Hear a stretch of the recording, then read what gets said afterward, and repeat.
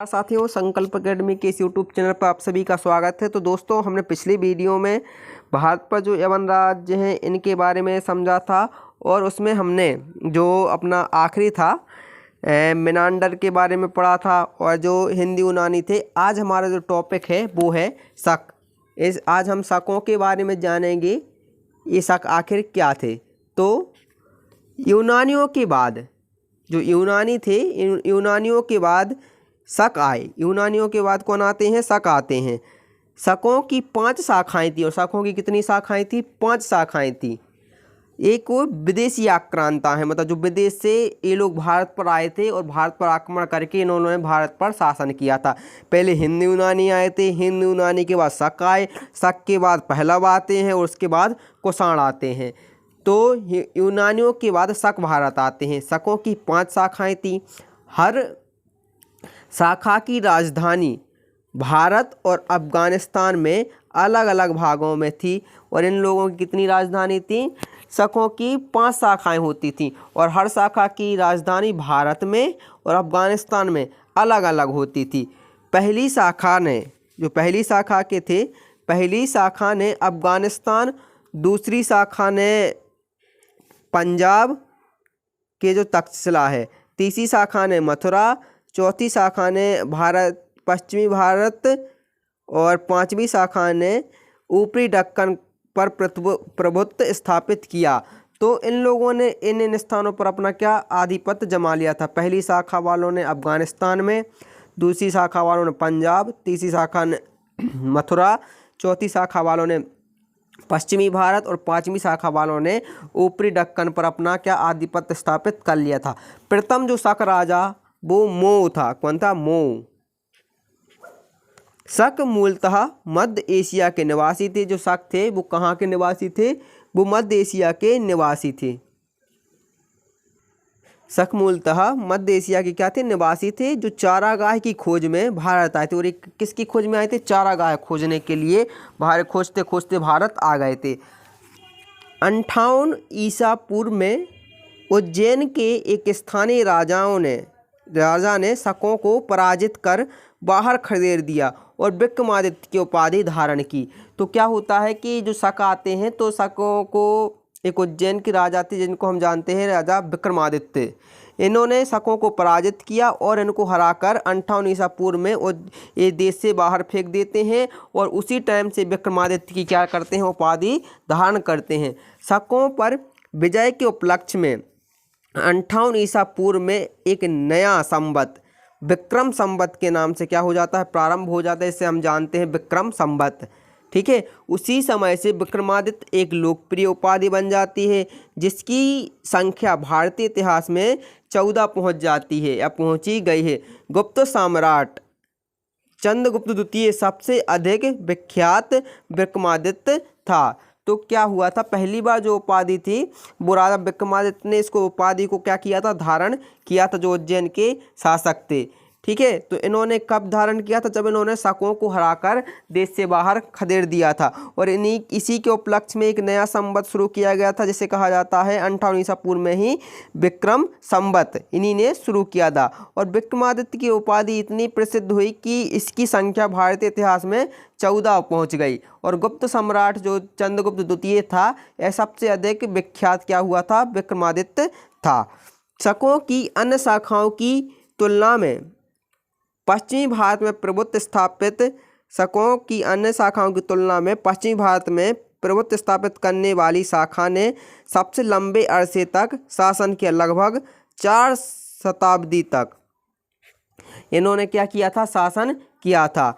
गुजरात में चल रहे समुद्री व्यापार से यह शाखा अधिक लाभान्वित हुई और भारी संख्या में चांदी के सिक्के जारी किए। शकों का सबसे प्रतापी जो शासक था वो रुद्रदमन प्रथम था। कौन था? रुद्रदमन प्रथम था, जिसका शासन गुजरात के बड़े भाग में था 130 से 150 ईस्वी तक। इसने काठियावाड़ की अर्धशुष्क सुदर्शन झील मौर्यों के द्वारा निर्मित जीर्णोद्धार करवाया। और इसने सुदर्शन झील का क्या करवाया? जीर्णोद्धार करवाया था। जो शकों का सबसे प्रतापी राजा था रुद्रदमन इसने, और इसका शासक गुजरात के एक बड़े भाग में था। रुद्रदमन संस्कृत का बड़ा प्रेमी था, और यह क्या था, संस्कृत भाषा का बहुत बड़ा मतलब लवर था, प्रेमी था। इसने ही सबसे पहले विशुद्ध संस्कृत भाषा में लंबा अभिलेख गिरनार अभिलेख जारी किया, और इसने गिरनार अभिलेख क्या किया, जारी किया। इसके पहले के सभी अभिलेख प्राकृत भाषा में रचित थे, और इसके पहले के सभी जो अभिलेख थे वो प्राकृत भाषा में लिखे हुए थे। भारत में शक राजा अपने को क्षत्रप कहते थे, और भारत में जो शक राजा थे अपने आप को क्या कहते थे, क्षत्रप कहते थे। और जो पथिराई और पहलव हैं उनके बारे में जानिए क्या है। पश्चिमोत्तर भारत में शकों के आधिपत्य के बाद पथिराई लोगों का, या जिनको हम क्या कहते हैं, पहलव, ठीक है, आधिपत्य हुआ। सबसे पथराई राजा गोडो फर्नियर्स था। इसी के शासनकाल में सेंट टॉमस ईसाई धर्म का प्रचार करने के लिए भारत आया था। पथराई लोगों का मूल स्थान क्या था, ईरान था, और पथराई लोगों का मूल स्थान क्या था, ईरान था। तो एक बार हम इसको पूरा रिवाइज कर लेते हैं। देखिए, भारत यूनानियों के बाद भारत पर कौन आते हैं, शक आते हैं। यूनानियों के बाद शक भारत आए। शकों की कितनी शाखाएं थी, 5 शाखाएं थी, और हर शाखा की राजधानी भारत और अफगानिस्तान में अलग अलग भाग में थी। पहली शाखा में अफगानिस्तान, दूसरी शाखा ने पंजाब, तीसरी शाखा ने मथुरा, चौथी शाखा ने पश्चिमी भारत, और 5वीं शाखा ने ऊपरी दक्कन पर अपना आधिपत्य स्थापित, प्रभुत्व स्थापित किया। और प्रथम शासक जो शक राजा था वो माओ था। शक मूलतः मध्य एशिया के निवासी थे, और इस चारागाह की खोज में कहाँ पर आए थे, भारत आए थे। और 58 ईसा पूर्व में जो उज्जैन के राजा थे, स्थानीय राजा, इन्होंने शकों को क्या कर दिया, हरा दिया। और हराने के बाद इन्होंने विक्रमादित्य की क्या की, उपाधि धारण की। और शकों के विजय के उपलक्ष्य में ही इन्होंने 58 ईसा पूर्व में एक नया संवत, जिसे हम विक्रम संवत के नाम से जानते हैं, वो क्या करते हैं, शुरू करते हैं। उसी समय से विक्रमादित्य एक बहुत लोकप्रिय उपाधि बन जाती है। और गुप्त सम्राट चंद्रगुप्त द्वितीय था, वो सबसे अधिक विख्यात विक्रमादित्य था। और विक्रमादित्य की उपाधि धारण करने वालों की संख्या कितनी थी, 14 थी राजा जो विक्रमादित्य की उपाधि धारण करते हैं।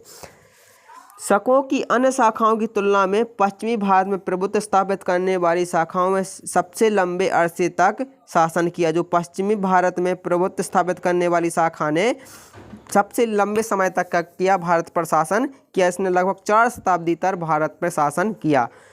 गुजरात में चल रहे समुद्री व्यापार से यह शाखा काफ़ी लाभ में थी, और भारी संख्या में सोने चांदी के सिक्के इसने जारी किए। शकों का सबसे प्रतापी राजा रुद्रदमन प्रथम था, जिसका शासन गुजरात के बड़े भाग में था। इसने काठियावाड़ की जो सुदर्शन झील थी इसका जीर्णोद्धार करवाया था, मतलब इसमें सुधार करवाए थे जो भी टूट फूट हो गई थी इसमें। रुद्रदमन संस्कृत का बड़ा प्रेमी था, और इसने संस्कृत में भाषा में अपना लंबा अभिलेख जारी करवाया। इससे पहले के सभी अभिलेख प्राकृत भाषा में रचित थे। भारत में शक राजा अपने को क्षत्रप कहते थे, और शक अपने आप को क्या कहते थे, क्षत्रप कहते थे। और शकों के बाद शासक किसका आता है, पहलव का, जिन्हें हम पथिराई, थिराई या पहलव कहते थे। पश्चिमोत्तर भारत में शकों के आधिपत्य के बाद पथराई लोगों का पार्थियाई लोगों का आधिपत्य हुआ। सबसे प्रसिद्ध पार्थियाई राजा गोंडोफर्नियस था। पार्थियाई राजा कौन था, गोंडोफर्नियस। इसी के शासनकाल में जो सेंट टॉमस था वो ईसाई धर्म का प्रचार करने के लिए भारत आया था। पार्थियाई लोगों का मूल स्थान क्या था, ईरान था। ये ईरान से बिलोंग करते थे। तो दोस्तों ये था हमारा आज के, हमने शकों के बारे में जाना, और साथ साथ में पथराई या पहलव वंश के बारे में भी जाना जो विदेशी आक्रांत थे। इसके बाद हम अगली वीडियो में कुषाण वंश के बारे में जानेंगे कि कुषाण जो शासक थे वो किस प्रकार से थे, जो ये भी विदेशी आक्रांत थे जो भारत पर शासन करने के लिए आए थे। तो आप पढ़ते रहिए, खुश रहिए, मिलते हैं हम अगली वीडियो में। तब तक के लिए जय हिंद, जय भारत।